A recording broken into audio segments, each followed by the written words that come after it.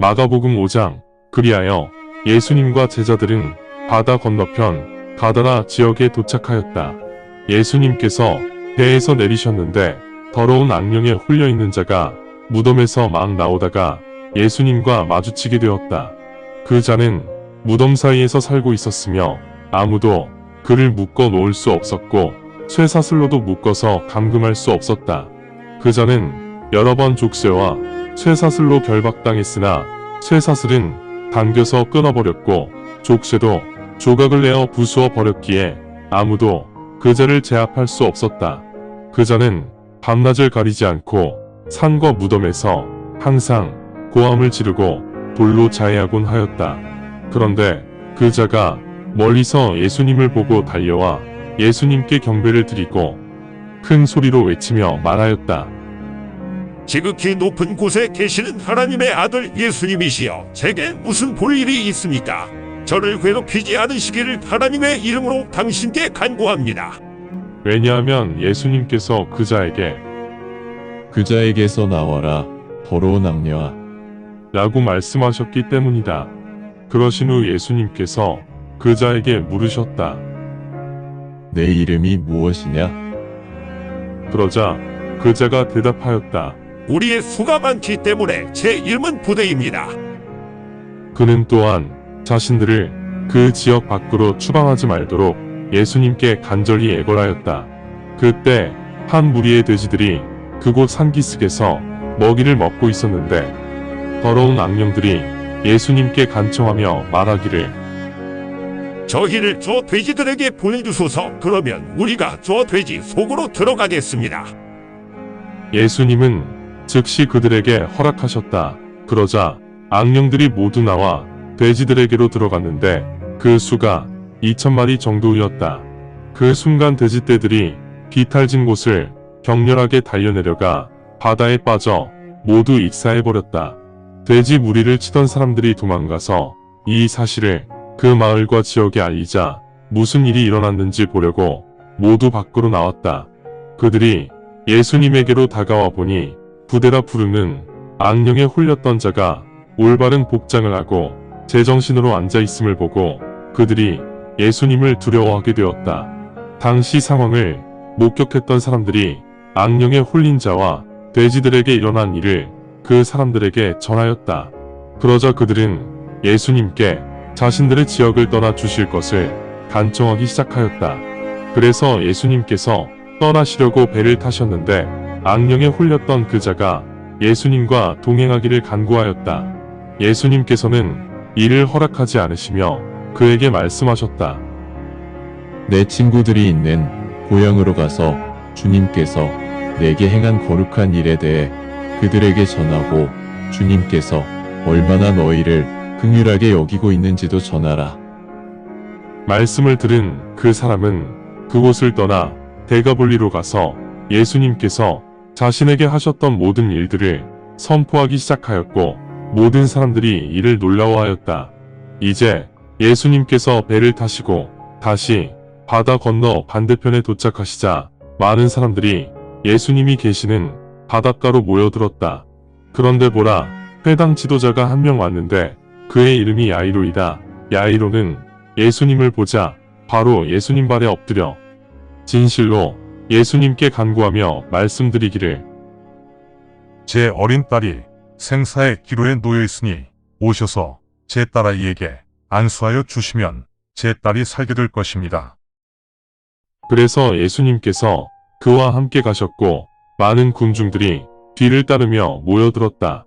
그 무렵 한 여인이 12년 동안 출혈이 멈추지 않는 병에 걸려 있었는데 그동안 여러 의사들로부터 치료를 받으면서 많은 어려움을 겪었고 가진 재산도 치료에 모두 탕진하였으나 병세는 나아지지 않고 오히려 악화되고 있었다. 그녀가 예수님의 소문을 듣고 무리 한가운데 계신 예수님 뒤로 가서 예수님의 옷을 만지면서 중얼거렸다. 주님의 옷자락만이라도 만진다면 내 병이 나을 것이다. 그 즉시 출혈은 멈추었고 그녀는 자신의 고통이 치유되었음을 몸으로 느끼게 되었다.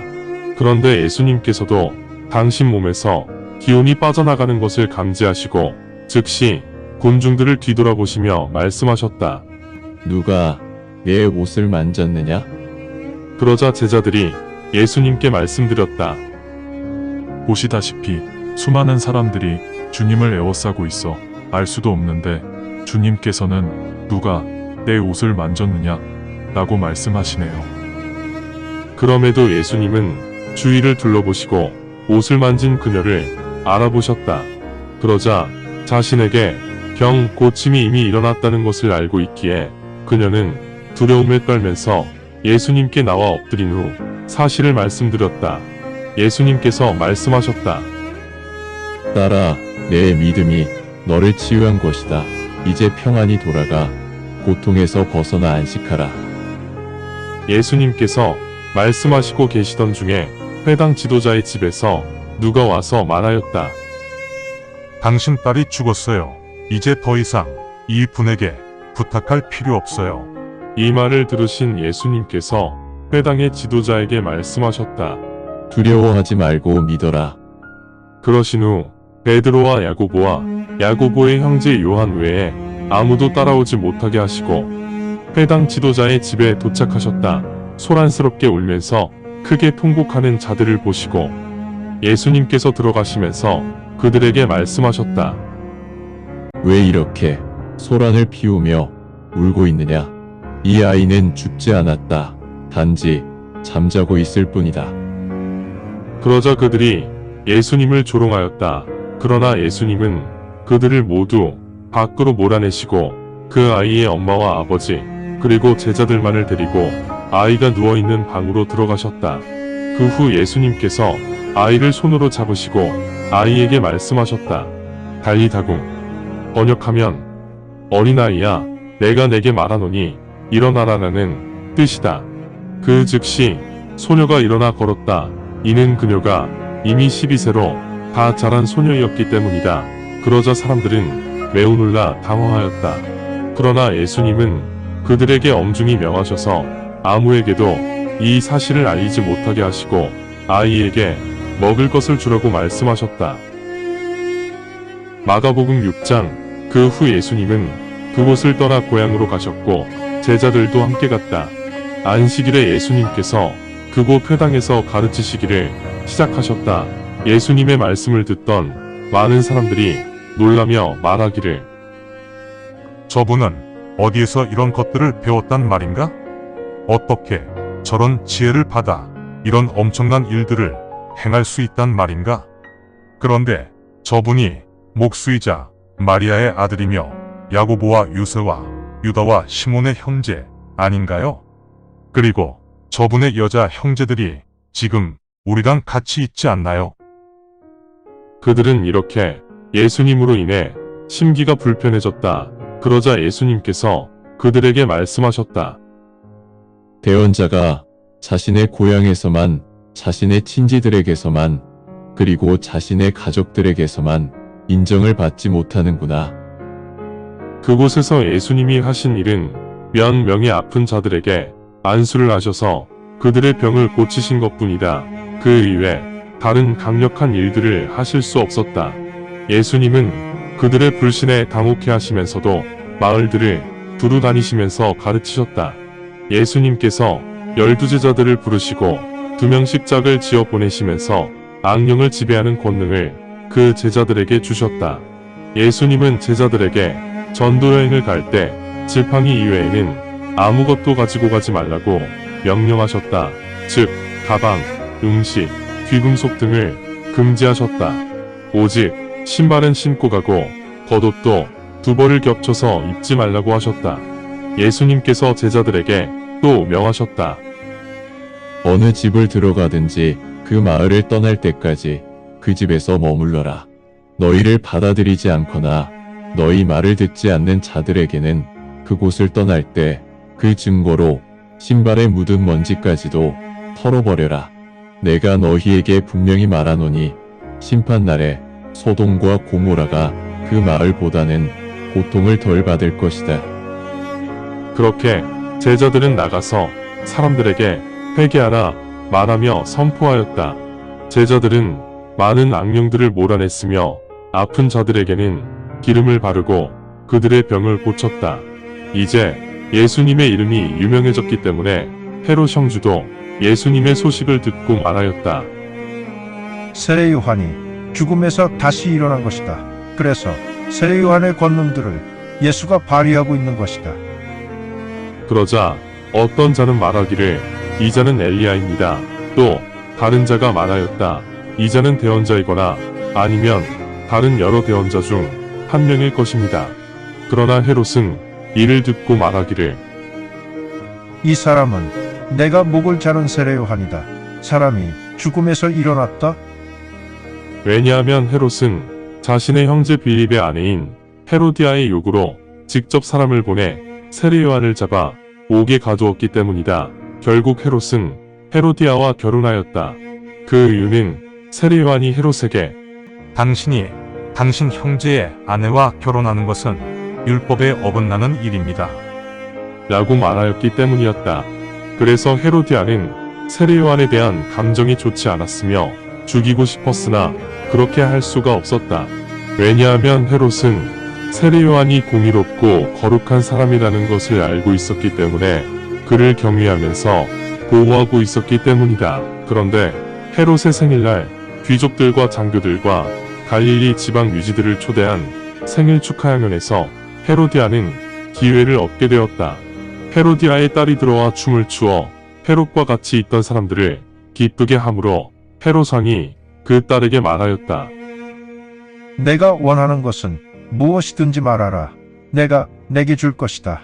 또한 헤롯 왕은 그 딸에게 맹세하기를 내가 원하는 것은 무엇이든지 말하라. 내가 내게 줄 것이다.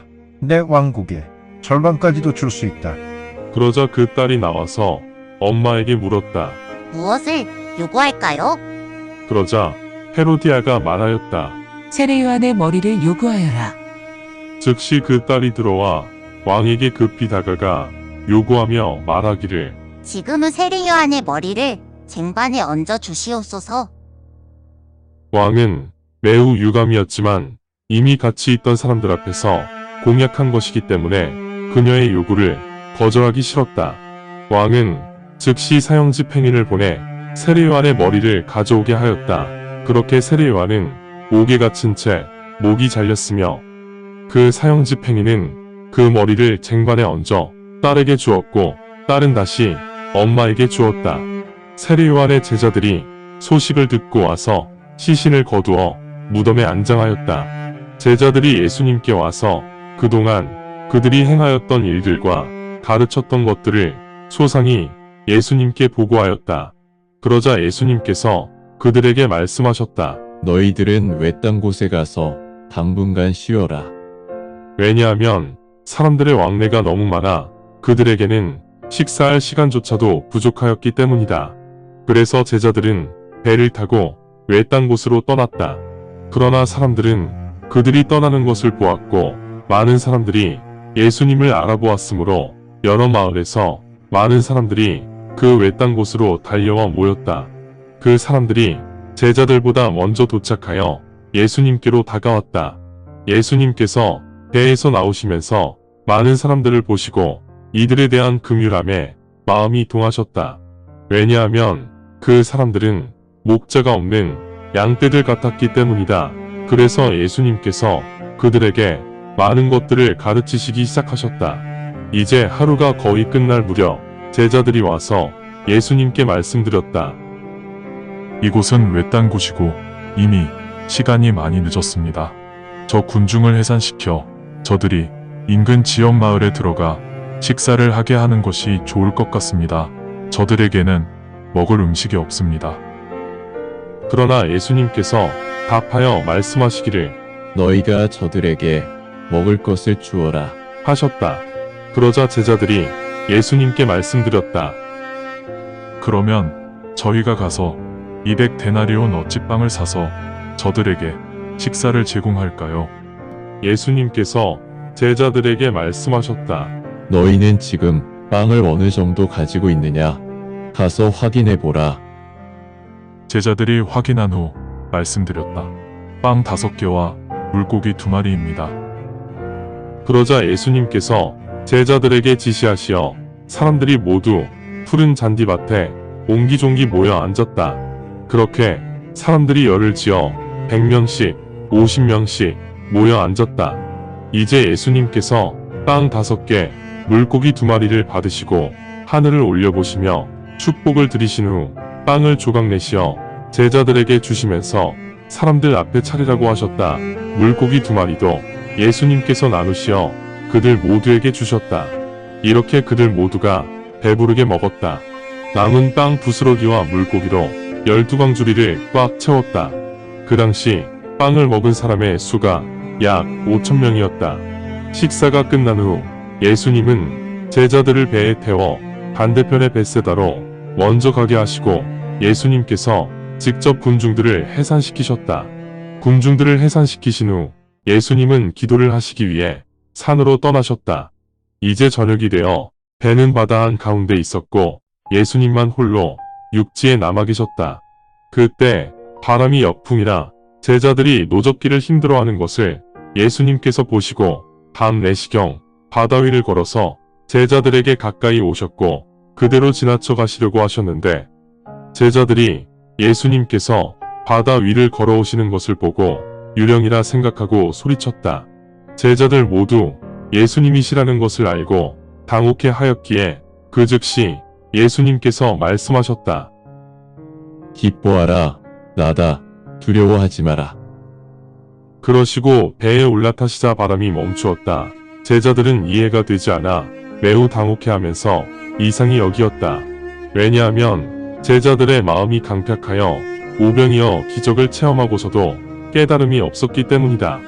바다를 건넌 후 배가 게네사렛 땅에 도착하여 그곳에 정박하였다. 예수님 일행이 배에서 나오자 많은 사람들이 예수님을 바로 알아보았고 이 소식이 인근 전 지역에 퍼져 사람들이 예수님 계신 곳으로 아픈 자들을 들것에 눕혀 데려오기 시작하였다. 예수님께서 방문하시는 마을, 도시, 지역마다 사람들이 아픈 자들을 장마당에 누인 채 예수님의 옷자락이라도 만질 수 있도록 간청하였고 예수님의 옷자락이라도 만진 자는 모두 고침을 받았다. 감사합니다. 주님의 말씀입니다. 성경을 처음 접하는 분들에게 기존의 한글 성경은 항상 이해하기 어려운 책입니다. 그래서 영어판 NKJV 성경과 여러 주석과 참조문헌을 활용하여 내용을 전달하기 위해 쉽게 풀어 표기하였습니다. 성경을 듣고 읽을 때 주님의 영이 임재하기 원합니다. 택함을 받았으나 그 사실을 모른 채 아직 어둠에서 방황하고 있는 어린 양들이 이 동영상을 보고 들어 주님의 새 언약을 확신하고 소망함으로 하나님의 백성이 되어 주님의 나라에서 영원 무궁토록 권세를 누리며 살기를 간절히 원합니다. 아멘.